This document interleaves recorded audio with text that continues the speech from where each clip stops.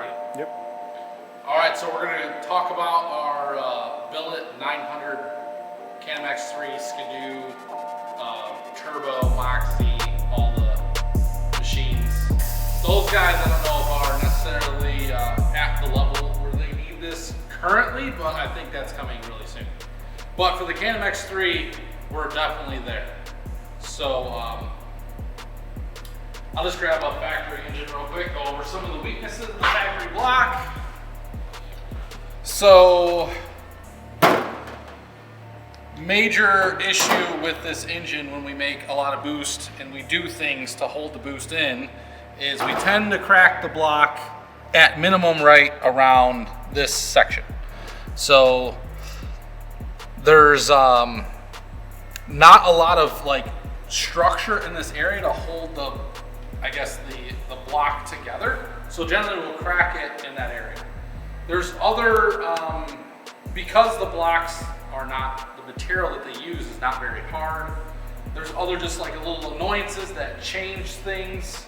As you can see, you get this chain guide wear where the guide digs into the aluminum, and that undoubtedly changes cam timing, which isn't good. The engine,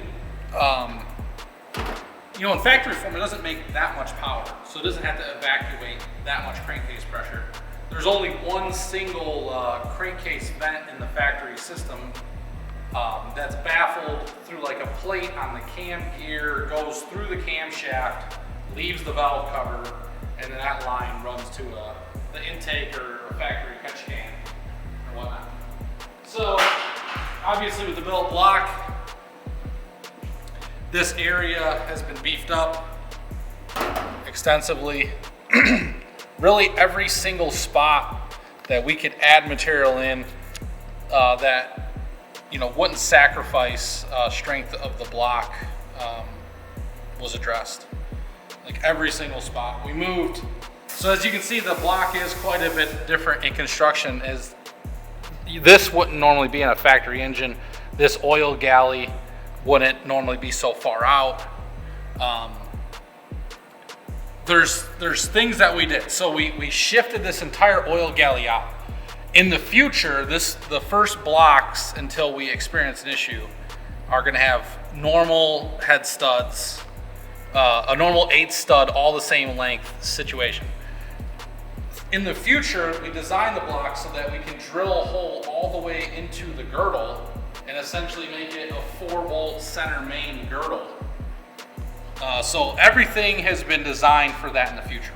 So that is why we shifted the oil galley out, so we can drill all the way down. In factory configuration, the studs basically sit on top of the girdle, or on top of the oil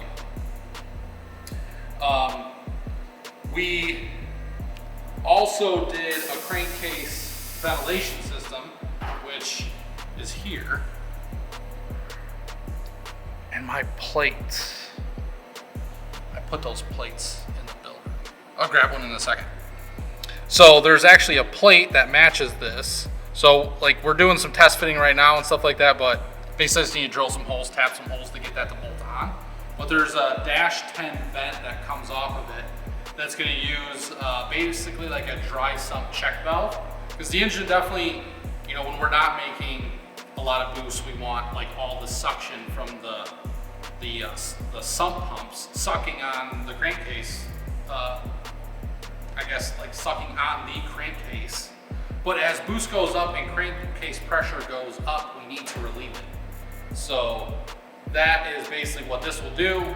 That is basically a one-way valve. So as the pressure comes up, it'll blow off what the factory system cannot handle. So on the bottom side,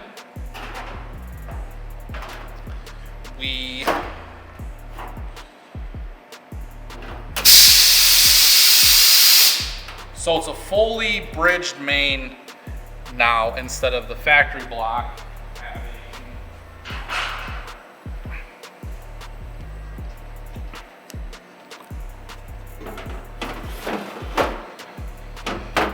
so these are all open. So the wobble structure is not really there to handle it. This is all like beefed up in that area. It's going to be an 8 dowel pin main, so each stud will have a dowel. We also did, so when we do the, it's in the future, it's not really, but like we did a link here, a 5-axis machining op to actually get this to cut in this area, and then on this side we linked them to get all the cylinders to share, I guess, like a crankcase. If we didn't do that, our girdle is clearly fully linked. You would never be able to have even distribution between these until it got into the oil pan and stuff like that. So we linked them to get some equality between each cylinder for evacuating the crankcase. And I mean, that was the main feature there in terms of like controlling the pressure. So these engines still have squirters. We did, you know, the option to run a squirter. So that's what these holes actually are. These holes literally are only there so that we can drill down into the block and then the squirter can intersect it. Starter fits, everything fits like stock. All of the features over here are basically like stock.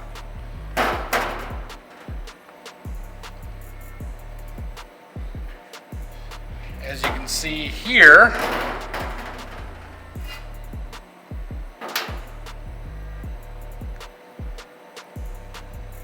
yeah, there are some small changes, but so the cast depths some of these areas go, we just decided to keep material all in those areas. So these pockets are here, but they're not as deep as the factory one. I think this block was, with sleeves in it, 42 pounds with a girdle. 42 pounds with girdle. And I can't remember what we weighed this one at. It's undoubtedly heavier. I want to say it was 12 to 15 pounds heavier. Obviously, the sleeves are also a huge amount of weight. So that was weighing a factory engine. If you like putting dart and sleeves, especially these MIDs in these engines, they get quite a bit heavier. We also moved this oil galley outside of the timing chain area. So factory, this hole actually is drilled all the way through to link the oil that feeds the oil path that feeds the cylinder head, but it's really close to the timing chain area in that sleeve. So if guys really wanted to go radical bores down the road, we designed the block so that you could push the bore closer to the timing chain without cutting into the oil potential. So, I mean, the idea right now is to use a lot of factory components, but have the opportunity to grow as you know the engine and the platform grows in general. But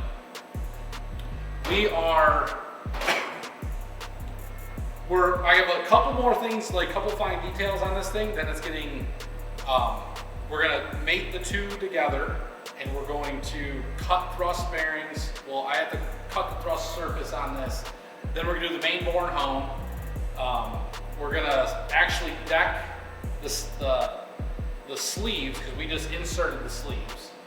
And that's another big thing. Like if something happens to this engine, it's, you know, the hope is that because we moved the main galley so far away from the bores, we added a lot of structure in these areas. You could re-weld this thing back up together, potentially remachine it on the mill if we absolutely needed to.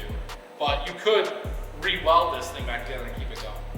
So we're gonna get the first one done and running, but we've had a lot of talks about the price of the block and how to deliver it.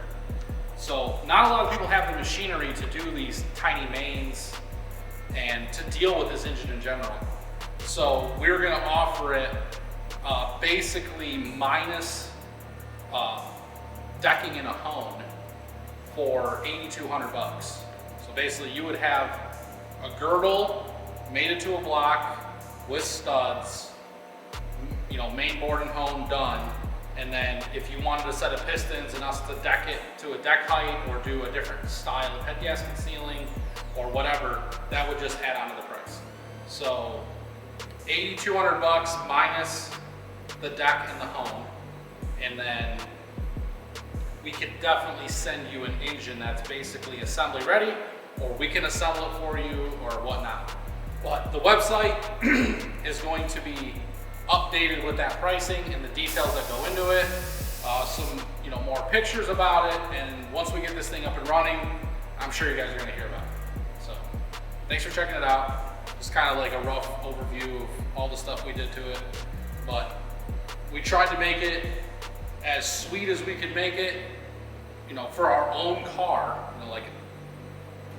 It's like taking a chunk of metal and then converting it into that, and then machining it all in the house, assembling it, putting it in the car, and tuning it has like always been like a pipe dream goal for me, I guess. So now we've done it. But thanks for watching.